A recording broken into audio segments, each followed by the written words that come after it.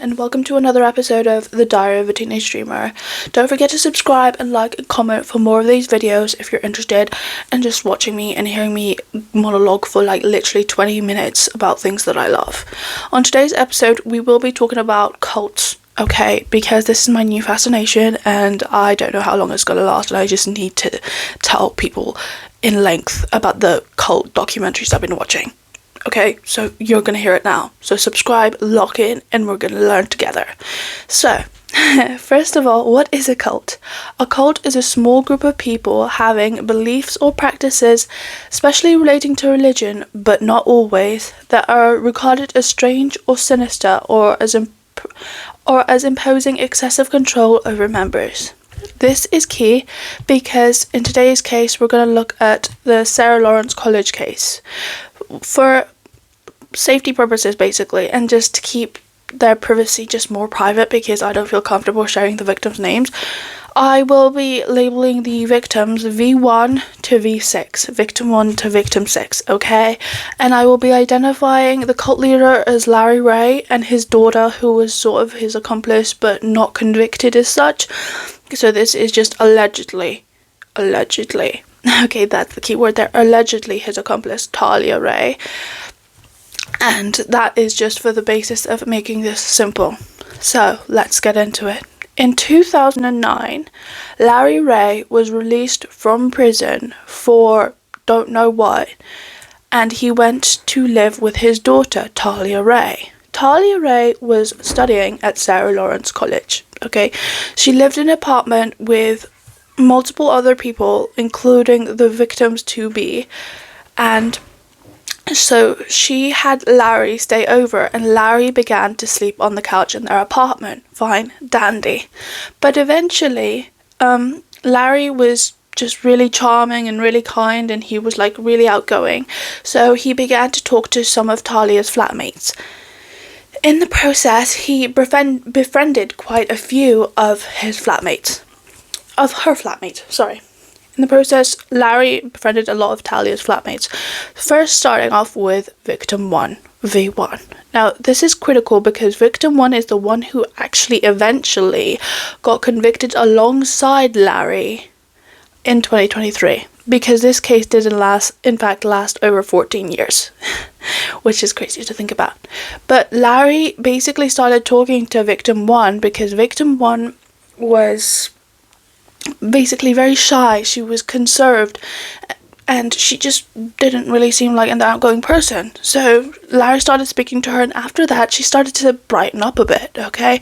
Which at first doesn't seem concerning. She just seemed to be like opening up a bit more, which is excellent. Everybody wanted that for her. But then all her other flatmates saw what Larry was doing for victim 1, and that led to victims 2 through to 5 being involved in the whole cult-like system. At this point, nothing had turned dark. Everybody was just enamored with Larry's personality because he was so charming. Nothing was wrong at this point. He just seemed to be helping them with all their life problems, and what he preached was he would help find the truth for them. He would be the guidance. He would be the prophet almost, who showed them what the truth was like. And this is where it starts to seem a bit iffy because as the viewers, this is a documentary, by the way, on Disney Plus. I think it's called Stolen Youth or something. I would definitely go check it out. But this is where, as the viewers, we start to get like, oh, that's crazy, because as bystanders, as people who were not involved in that, with like, how did they not see the signs? But I think what's really important to remember is that these were very vulnerable people. They were the prime age for manipulators to target, and they just were in a very like vulnerable place in their life because they were university age. They'd just gone to college in America, but still. So they just wanted to fit in, and the college that they went to was a place for outcasts, I want to say, which no isn't a really nice word, but that's sort of what it was like projected as. The university wanted to get those people into college and sort of give them an education. So these people were all people who would have been deemed as nerds or not very like cliquey back in high school or whatever. So these people were already like prime targets. So by 2011 they graduated, but prior to this they had moved into a 1-bedroom apartment with Larry Ray and his daughter Talia Ray. Okay, I would like to stress that in 2023 Talia Ray was not convicted. However, the jury's still out on whether or not she was an accomplice to her father, Larry Ray. In 2011, they'd all graduated and they were living in a 1-bedroom apartment in New York with victims 1 through 5, including Talia, and also a new victim called Victim 6. Victims 4 and 5 were related to Victim 6. Okay, they actually introduced Victim 6 to Larry because they were just, Victim 4 and 5 were already siblings and they were already part of Larry's little cult. So they were like, why not? My sister's coming from university and she might as well meet Larry. So she did. Victim 6 was a Harvard and Columbia graduate. Okay, she had full rights to both of those universities and she took medicine. She was a highly intelligent woman, and by the time she met Larry, she was, I think, in her 2nd year of placement and she was doing her psychiatry rotation. And the reason why Larry appealed to her so much is because he had so much insight into psychiatry and what the whole shebang that she was just thrilled and just so happy that finally somebody could understand her. So she really clung to Larry, like all the other victims did. But as time went on and things developed, Larry turned more and more manipulative, more and more coercive, and they became more and more dependent on Larry. The first victim to leave was Victim 2, okay? He left after Larry basically abused him and tortured him to a point where he was like, I can't do this anymore. I'm getting myself out because the next time things like this happen, I might not make it out alive. So he left the earliest. I'm unclear on what year he left, but he did leave first. Then that left 6 other people, and for some mystery reason, Talia just leaves the picture, okay? In the documentary, she's not mentioned much. I don't know what happened to her, but she broke up with Victim 4, and then she's just out of the picture, okay? So that leaves Victim 1, 3, 4, 5, and 6 living with Larry. And this is very important.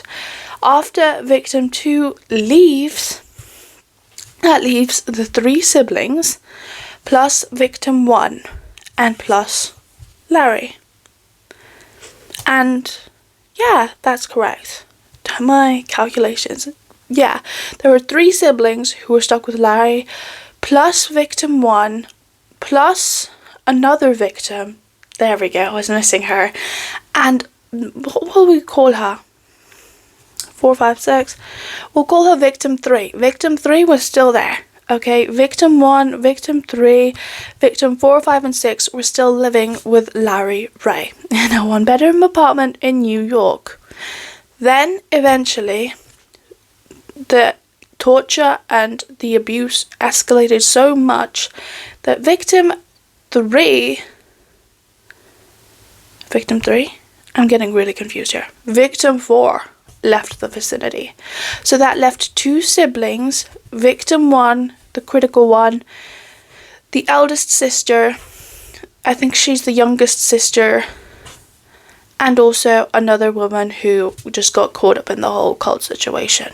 Okay, at this point Larry was very coercive and he was very, very manipulative, and all he would do was reinforce the good things after they'd gotten so terribly bad, and they'd become so codependent on him that they literally thought, well, if I don't listen to him, then I will never get better, which is exactly how manipulators work. Okay, they're nice at first, and then after a couple of months or years, they develop into these egregious creatures who make you want to off yourself, which sounds dramatic, but literally that's what he was.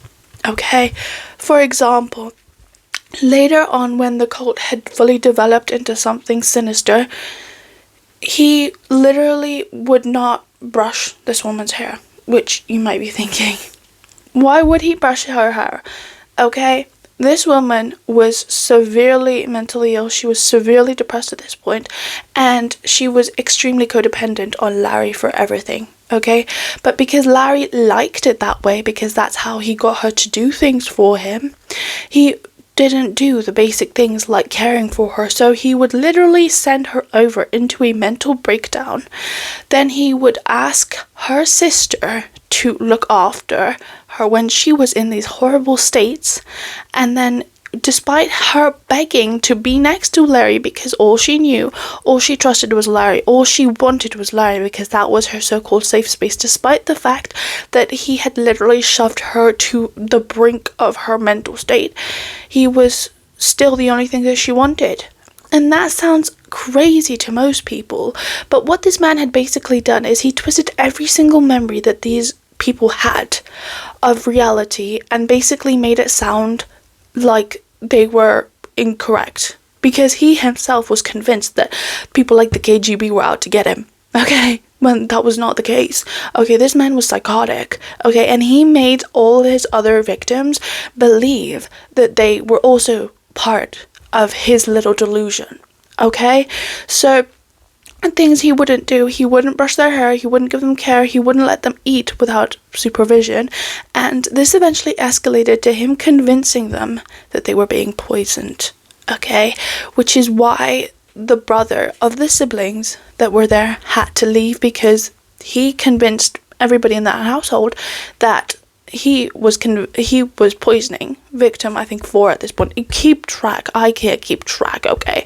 Victim 4 was poisoning all of them. So victim 4 left because he was scared that something bad was going to happen to him, because they were literally punished for so-called ruining things that weren't even their fault. He literally manipulated their minds so much to the point where they couldn't even trust themselves. They were breaking down because what he said, they believed. So if he said they had damaged his property, they believed it, regardless of the fact that they didn't remember doing the act of damaging his so-called property, which is crazy. And it got to the point where they were like, I didn't do this, but if Larry said they did do it, he would get so angry that they eventually just admitted to it.